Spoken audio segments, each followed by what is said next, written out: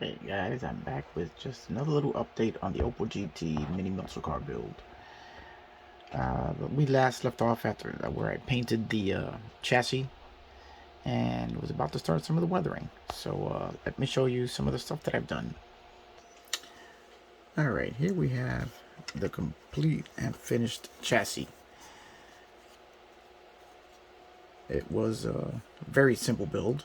Only one area was a little, well no, there were a couple areas where there were a little bit of an issue. The first one being there is one small part that goes behind the differential. There's one arm that goes from, let me see if I can show you in the instructions here. Let's move some of this stuff out of the way. This small arm, which is almost impossible to get in there if you put the differential first. You're going to have to attach the arm to the diff, use a slow setting glue because you're going to have to adjust it as it goes in. Then you're going to have to load the diff and the arm into the chassis. And the arm has got to peg into this small hole that you're going to have to open up here in the rear of the car. And that will allow you to, let's see if we put a little light on it. And there we go.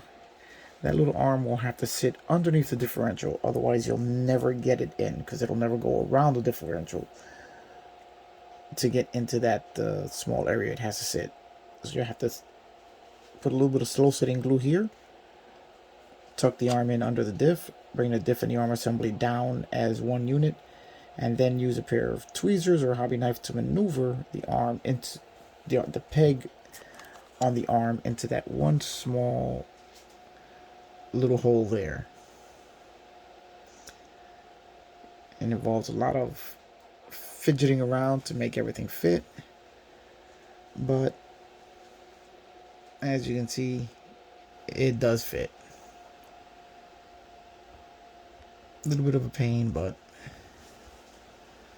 there we go. But it does fit.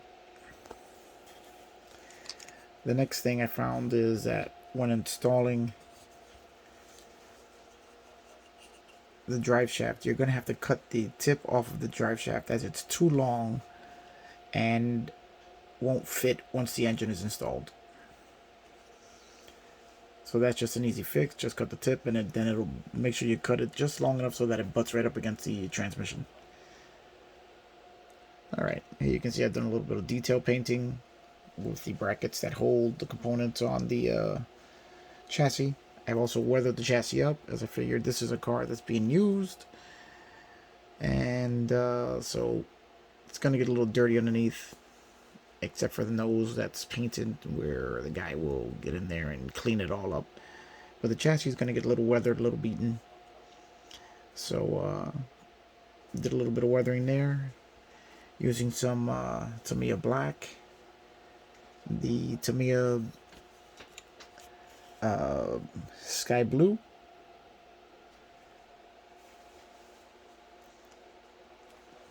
just to highlight the shadows and bring a little more depth to it. Then I also went in and put the brake lines in. Not too happy with the way that came out, but hey, it is what it is. They're not very well engraved, and I did what I could with them. But other than that, the chassis is complete. Oh, let me show you one other thing. First, I'll install the radiator. Now the radiator I used, in order to make it look a little more realistic, I installed a steel mesh grill from Model Car Garage, just to give the radiator a little more of a realistic appearance. Now, when you're fitting the radiator assembly into the car, you're going to have to widen up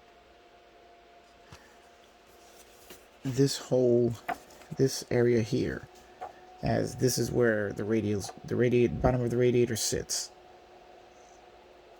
It's going to be a very, very snug fit. You're going to have to take a file, open it up a little bit, just to make sure that the radiator can tuck all the way in there. Precision is not this kit's forte.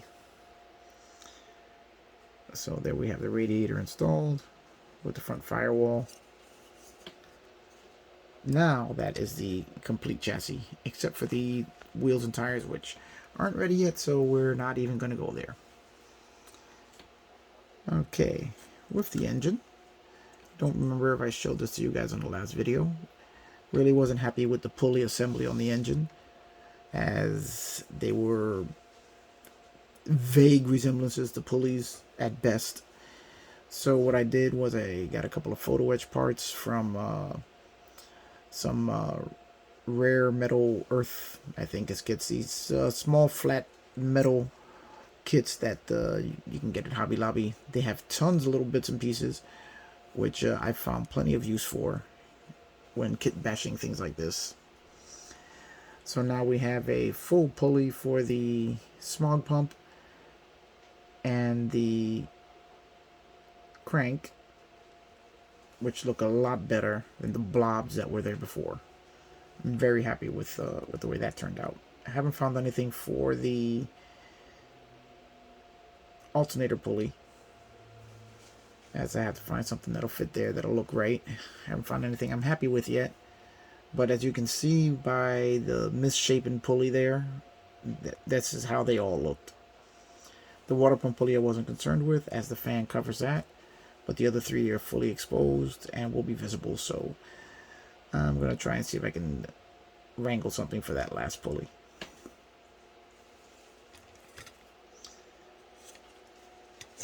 Okay, so the chassis is just about ready to get the engine installed,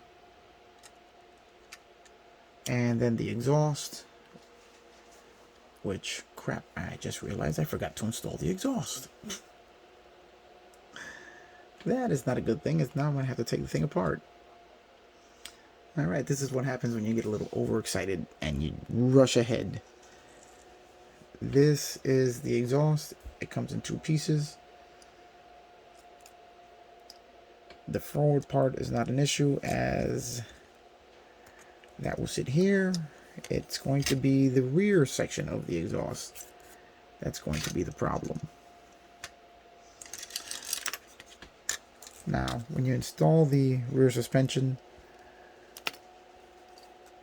the rear portion of it isn't glued in place, but the rod that's in here is. So I am going to have to get creative and try and figure out how I am going to install this exhaust. Or we may end up, this is the sport exhaust, which is the one I was hoping to use, but if I can't do that, we will have to reattach, as the instructions tell you that if you're going to use a sport exhaust, you'll have to cut off the regular exhaust, the stock exhaust. But as I saved all those parts,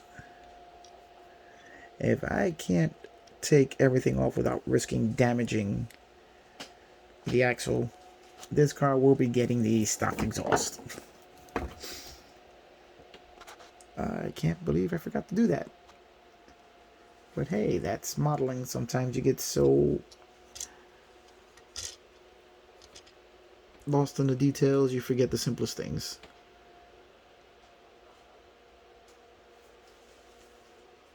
But not the end of the world. It'll still look good no matter which exhaust is used, as I'm very happy with the way both systems turned out.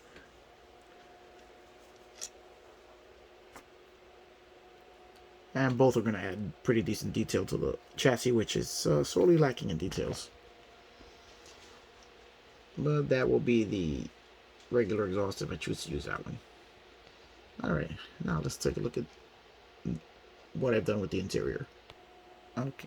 Okay, here we have the steering wheel, which I tried a process I've never tried before.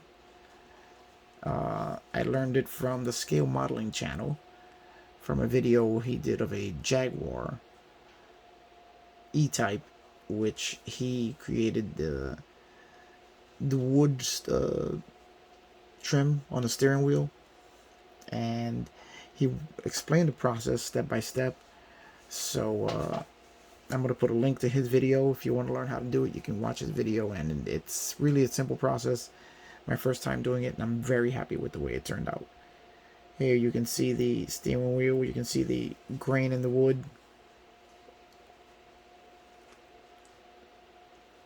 I'm very happy with the way that turned out. I was so happy, in fact, that I decided to try it on the interior portions of the car, such as the dashboard. Very happy with the way this turned out also, as it really does look like a burled walnut dash. Now I've also taken care of all the gauges, and on top of that I used future floor polish to create the lenses for the gauges. So they are actually sealed behind lenses, all 5 of them. I added a photo etched radio from Scale Model Garage. And then the rest of it is just painted. The white is the Tamiya Fine Primer, which makes a great base white coat. The colors I used for the wood trim are Tamiya Red Brown as a base, then Tamiya X1 Flat Black, the Revell Aquacolors Brown, and Tamiya X26 Clear Orange. And it's this combination of colors. Oh, I also used a little bit of Model Masters leather. And this combination of colors allows you to get that wood looking effect. And then you use the clear orange over it as the final coat to give it a nice glossy appearance. And the orange just actually brings all of the browns to life and really gives you that wood like appearance.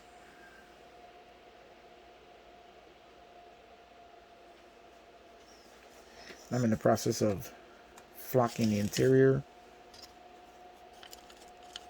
This is going to be the... Hold on, let me just get this dash together. We'll get you a quick advanced peek at how this dash is going to look. Right there, along with the lower portion of the console, which is also painted in the wood look. So here we'll have the entire cluster and console assembly with their wood trim. Very happy with the way that turned out. I'm going to put a link, if I didn't mention this before, I'm going to put a link to the Model Car Garage video where he demonstrates this. And you guys should check out his channel. He does really good work. I followed him for a while, watch his channel, gives you plenty of some really good advice, good tips on how he does things, as well as products that he uses. And I'm not ashamed to say that I have modeled my channel somewhat after his, as I really like his format and what he does. And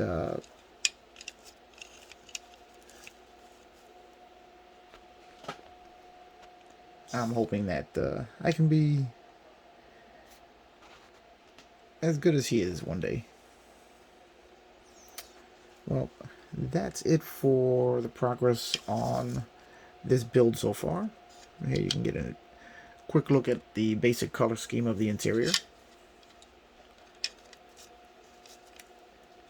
Just a second, we'll be right back. Oh, okay, couldn't put it together with one hand, so here you see the basic color scheme of the interior. You can see the flocking getting started here. Still have a lot of work to do on it. I didn't get that. Could you try again?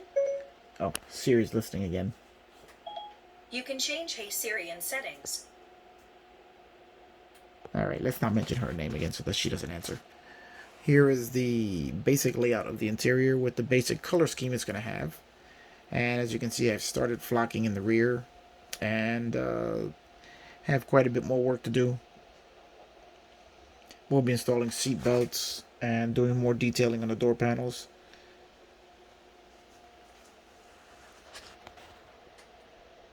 So I'm really pleased with the way this kit is turning out so far. And the fact that I got to try something new. And it actually worked. Alright guys, well, that's it for this update. The next video will have a little more of the assembly recorded. This time I didn't record much of what I've done to this point, as I was really involved in getting this wood grain process done correctly, so I didn't record any of it, as well as the chassis painting. But I mean, you guys have seen me do that already, or so it's not really anything new to see. I'm sure, like me, you're just looking forward to seeing the finished product of all the sub assemblies, and then the entire thing going together. So I'll try not to bore you too much with the process, unless you guys really like seeing that. In which case, then yeah, I'll bring you along for the ride as I'm working.